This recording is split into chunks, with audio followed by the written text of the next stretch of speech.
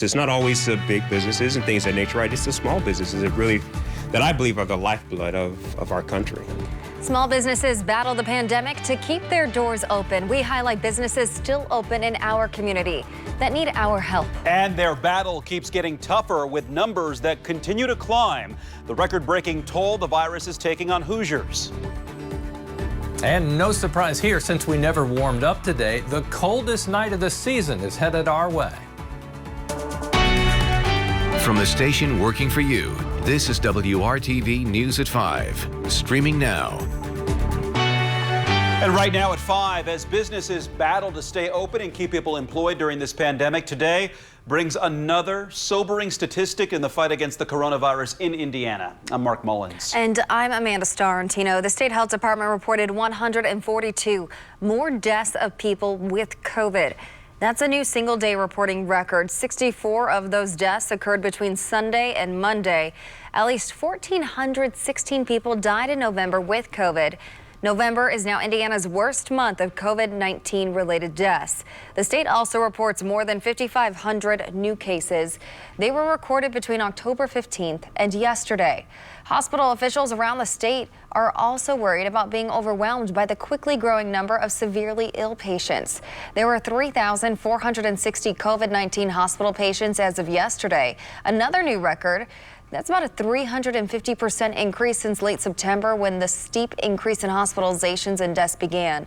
Hospitals still have about 24% of ICU beds and 71% of ventilators available. Small businesses are battling the pandemic as they fight to keep their doors open. WRTV is working for you, sharing local businesses that are still open and that need help from the community. Our Stephanie Wade introduces us to a couple who opened a business shortly before the coronavirus took its grip. Just weeks before the pandemic hit in late February, Dapo and Shirley Milligan opened Urban Beauty Supply here on the southeast side, not knowing what would soon unfold. Located at Emerson and Thompson Road, the Milligans opened their full-service beauty supply store February 27th, only to have to close their doors weeks later, and even for a month or two at a time, because no one was coming in. I would sit here for weeks at a time and there would be no customers. A dream business 2 years in the making. Milligan says it's been challenging to get any government assistance because they haven't been open long, and worries what this pandemic will do to small businesses if this continues. I literally had a young lady today come and ask for a job. Okay. Well, if we were at a point to where we could, yes, then I could hire her, right? So a small business, it's not always the big businesses and things of that nature, right? It's the small businesses that I believe are the lifeblood of our country. Reminding people they are open and ready to service anyone in Indianapolis with their beauty needs. Stephanie Wade, WRTV. The Urban Beauty Supply is open Monday through Saturday, 10 a.m. to 8 p.m. Again, it's located at Emerson and Thompson Road. Small businesses on the Far East Side are also relying on community support as they work to stay open during the pandemic. The owner of Kingdom Cleaners on 30th near Franklin Road said the pandemic has caused him to lose about 2/3 of his normal business, as many people are staying home and not needing the dry cleaning services they used to. He says after months of applying for grants, he finally received one through the Local Initiative Support Corporation, also known as LISC. He says it allowed him to get caught up on utility payments and make safety improvements for customers. That was extreme excitement. Extreme excitement. It allowed me to get my bills caught up, because even though the utility companies weren't cutting anybody off, they didn't stop reading your meter. The grant money also allowed him to install this partition at the front counter. He says he feels hopeful for the future now and eventually wants to expand his cleaning business. And coming up on the news at 6, team coverage of the hardship the pandemic is causing business owners. Why losing small businesses is such a big deal for everyone, not just the businesses and their employees, and how you can help safely local businesses survive through the pandemic. Kevin. Well, temperatures today as advertised stayed very cold. Hello, December. Obviously, we roll into a new month with a different feel. This is subtle, and as you look at this, there's a slight gray tinge. This is we on video from this morning.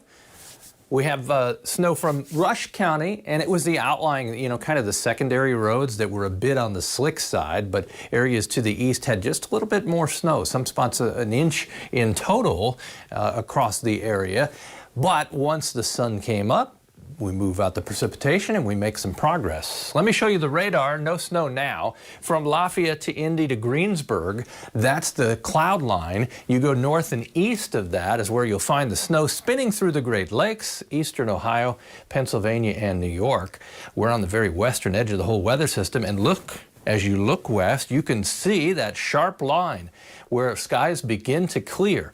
Let's talk about the recipe for our cold night tonight. Part of that is temperatures struggled just to reach the lower 30s. We're at 32 now in Indy. It's 30 in Greenfield and Hancock County, 28 in Richmond under thicker cloud cover. As you look at the winds, they're cold out of the northwest. They will begin to calm down. Once that happens, temperatures will bottom out in the lower 20s. Our coldest temperature so far this fall is 26. We'll land at about 22 degrees first thing in the morning. Wouldn't be surprised if some outlying areas actually fall into the upper teens. We'll talk more about our temperature trend for the next 7 days, and I'll even mention what happens beyond that coming up. And tonight, Metro Police investigating the city's latest homicide. It happened just before 4:30 this morning on the east side of Indianapolis. Officers say they were called to an area near 19th and Emerson. They found a person dead of a gunshot wound on the scene. So far, that is all the information investigators have released. And a man is dead after what investigators say was a fiery accident involving a snowblower on the northeast side. The Indianapolis Fire Department says 78-year-old Johnny Douglas died early yesterday evening after his clothes caught fire. Fire crews say the man was pouring gas into a snowblower inside a garage near East 43rd Street and North Sheridan Avenue. Investigators believe Douglas was smoking at the time, and they believe the gas fumes ignited, setting his clothes and the snowblower on fire. Douglas was later pronounced dead at a hospital. A federal ban on evictions due to the pandemic is set to expire at the end of the month, but that order from the CDC does not apply to all cases in which tenants are having trouble making their rent payments. There are local resources that can help. If you live in Marion County, you have until 5 o'clock tomorrow night to apply for the rental assistance program. The city of Indianapolis announced the deadline yesterday. If you have already applied, you can check your application status by calling this number. It's 317-912-1260. For more information and to apply, you can go to indyrent.org. If you live in Indiana but outside of Marion County, there is a different rental assistance program available. Right now, applications are being waitlisted. That website is indianahousingnow.org. Today, President-elect Joe Biden unveiled his economic team that will be tasked with leading the COVID recovery. He is set to take office in just 50 days. ABC's Andrew Dimbert reports. The peaceful transition of power is underway, even if President Donald Trump has yet to publicly acknowledge he lost his race for re-election fair and square. After weeks of stonewalling by the lame duck president, President-elect Joe Biden finally received his first daily briefing of classified national security intelligence Monday, and today, moving forward, building his staff, introducing his new economic leadership team. A team that's tested and experienced. It includes groundbreaking Americans who come from different backgrounds, but who share my core vision for economic relief here in the United States of America. The president-elect making good on a promise to diversify the White House. For Treasury Secretary, former Fed Chair Janet Yellen would make history as the first woman in the role if confirmed by the Senate. Cecilia Rouse, a Princeton economist, would become the first black nominee to head the president's Economic Council. Over the weekend, Biden announcing an all-female senior communications staff, further shattering glass ceilings. I hope these outstanding nominees will receive a prompt hearing, and that we will be able to work across the aisle in good faith. While Biden looks forward to leading the country, Trump is looking back with mounting failed efforts to reverse the results of the 2020 election piling up. The 2020 election was rigged. It was a scam, and the whole world is watching, and they're laughing at our country. They're laughing at us. And there is growing concern within the GOP that Trump's baseless attacks on election integrity could demotivate Republican voters, costing Republicans control of the Senate. In Georgia, 2 critical Senate runoff races have control of the chamber hanging in the balance. Winning both seats for Democrats means an easier path for Biden's cabinet picks to be confirmed and to get his policies enacted. And now even Trump's own Attorney General William Barr saying the Department of Justice has not uncovered widespread voter fraud, telling the Associated Press, quote, "To date, we have not seen fraud on a scale that could have affected a different outcome in the election." Andrew Dimbert, ABC News, Washington. Tonight, a possible showdown in a controversial case regarding renewable energy and landowners who say their safety is in jeopardy. The key move that could happen tonight. And we need your help to make the WRTV toy drive a success. Still ahead, we'll introduce you to one of the groups that will make most of the donations. You could call them angels here on Earth. Kevin? And we've been introduced to some of the coldest temperatures so far this fall. And the cold air goes to the deep south. I'm sure they find it unacceptable down in Florida and the Carolinas. We'll talk about our long-range forecast as well coming up.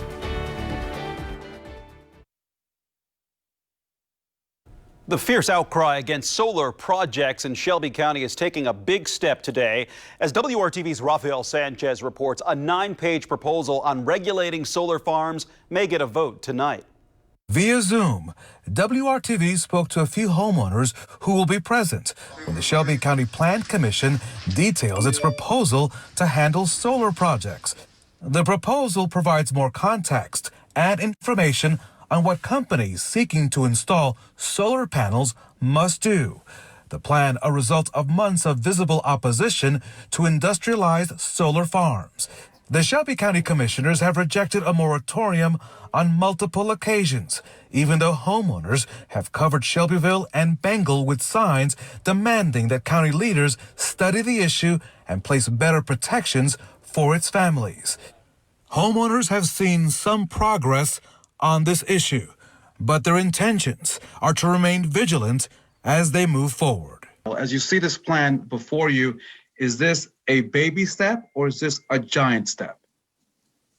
This is a baby step. It's a baby step, maybe a little bigger than a baby step. It is something to show, but I feel like it's something to kind of appease us because in the beginning we were saying this ordinance was only four pages long. Now it's 8. We weren't really focused on the size limit of the ordinance as more the content of it. And I just feel like we need to protect our residents. If we're going to go all in on solar as a county, we need to protect the homeowners. We need to protect the drainage, the roads, the wildlife, all of it. And I feel like this is very lacking in some of that. It's just not, it's not what God made for farmland to look like. So I really think it puts a threat on property values. And like he was saying, it's really visually unappealing. Working for you, Rafael Sanchez, WRTV. The Shelby County Plan Commission meeting is tonight at 7 o'clock. Due to the pandemic, there will be a limit to the number of people in the hearing room, so people will be allowed to call in to be heard. Kevin Gregory joins us now. And Kevin, we were talking about this last week, and you were going to wait until after Thanksgiving to put that Christmas decor up, but I see you've gotten started. Is there something new behind my back? It looks good. Unless Sue did it and you just couldn't tell yet. It took a lot of work to hang the snowman picture, and then this snowman here, it's interchangeable. I'll bring a poinsettia in one day. I will surprise you daily with what's going on.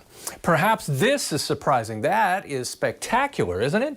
Look at the sunset, a late day burst of sunshine. We'll take it after a cloudy day, and you realize the temperature moved from 28 to 34. That's it, a 6-degree temperature jump from morning low to afternoon high. Hugging that 30-degree mark in many spots. Castleton and New Pal at 31. Greenfield sits at 30, as well as Zionsville. Statewide temperatures not much different from north to south. Just a 6-degree temperature range between Gary and Evansville. North central, northwest Indiana with some lake effect snow overnight, 3 to 4 inches in spots along the lake.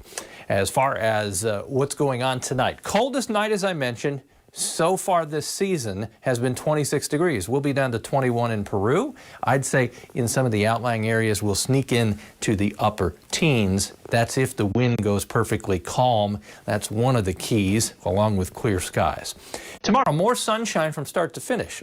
Temperatures only respond to the sunshine to the tune of about a 43-degree afternoon high. That wind will be light at about 5 miles per hour. Temperatures cooler north and east. Logansport to Marion to Muncie and Richmond. Highs will stay upper 30s, but you can see south and west. Brazil in Clay County, Martinsville in the mid-40s, 40s as well in the southern portion of the state. I want to play this out as we go to Thursday. More clouds, especially southern half of the state. Looks like we'll stay dry, but we'll have more cloud cover to battle. Temperature still manages 44 or so for the afternoon high with winds out of the southwest. That southwest wind about 5 to 10 miles per hour. There are your Thursday temperatures, still around average for this time of the year in the mid-40s. Friday will polish off the work week with average temperatures, dry conditions. As we step into the weekend, I'm sure you're probably already thinking about that. Chance for any precipitation, 20%, not overwhelming. Rain, snow mix potentially depending on the timing on the Saturday, 41 on Sunday. Temperatures early next week in the 40-degree range on Monday. 43 will be the temperature as we get to Tuesday of next week. Well, we talked about talk about the toy drive here. As you know, we're in our 20th annual toy drive. It's in full swing right now. Once again this year, we're proud to support Project Angel, serving families in need in Hendricks County. Project Angel started in Hendricks County about 30 years ago, and Project Angel stands for Area Neighbors Giving Extra Love. We actually partner with the county schools, and they do fun competitions and things during the day, and each day they're assigned, today please bring in a box of cereal or a jar of peanut butter, and so they go through the 2-week program of that. And then the student council goes around to the individual buildings, collects it, brings it to us, and then we have a great time sorting and boxing those up for delivery. And I mean a great time because we have Boy Scout troops, Girl Scout troops, church youth groups, all these folks that come in, some that it's like a family tradition for them. And so this year we have to restructure that because we can't have as many people in a small space. They have to wear masks. So we were like doing everything that we had to do to make sure we would still help the families in Hendricks County. Last year, we served 112 families. It was a little around 300 kids. This year, we are projecting a little bit more just because of everything. When we deliver them to the families, they're unwrapped. So it gives the adults in the household the chance to look at them, wrap them, and really feel like they're still a part of the giving process. So try so hard to make sure we always get what the kids' wish list item is, just because that's probably their only toy they may get that year. We have people who have been on the receiving end and have then come back in future years to serve within the organization and to help because they knew what that outreach did for them at a time of need. Thank you so much, WRTV. We appreciate you guys so much. Literally, this is like the most exciting thing that we have heard this whole year. I would say it was kind of like the kickoff to us this year almost. Yes. When we got the word that we were selected as one of the recipients. It kind of just set the tone for the season. Oh, it cheered us all up and energized us.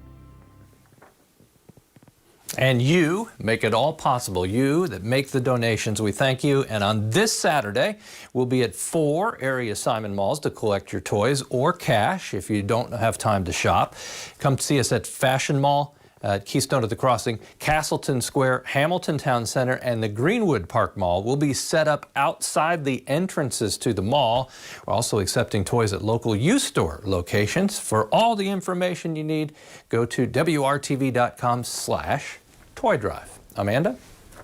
Thanks, Kevin. And it's been a long time coming. Entertainment and events to share with your kids. Once again, we won't have to wait long for one popular event coming to Indy, and it could make the perfect Christmas gift.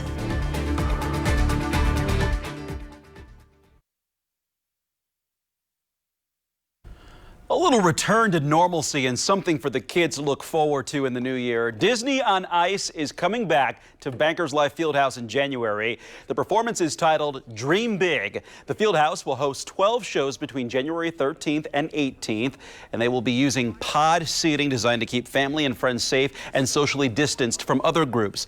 Seating capacity will be reduced. Masks will be required for anyone 2 and older. Tickets go on sale a week from today, Tuesday, December 8th at 10 a.m. The prices start at $20. I know you probably are so excited about that. I was going to say, Mark, live on the ice. If you need to get me a Christmas present, that could be something for us to do. Right. It is actually so much fun. I went last year or the year before as an adult, and it's still a blast. Did you go as a little kid?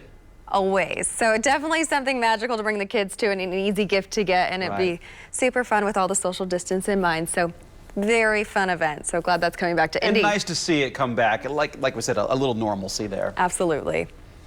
The pandemic has wreaked havoc on our health and healthcare system, but it's also devastated local businesses. Tonight, we bring you the stories of business owners and employees and show you how their struggles impact you, whether you know it or not. That's tonight at 6 p.m. And if you're looking to save a few extra bucks, you may be tempted by coupons on social media. Next at 5:30, why you should be wary of offers promising to save you big money.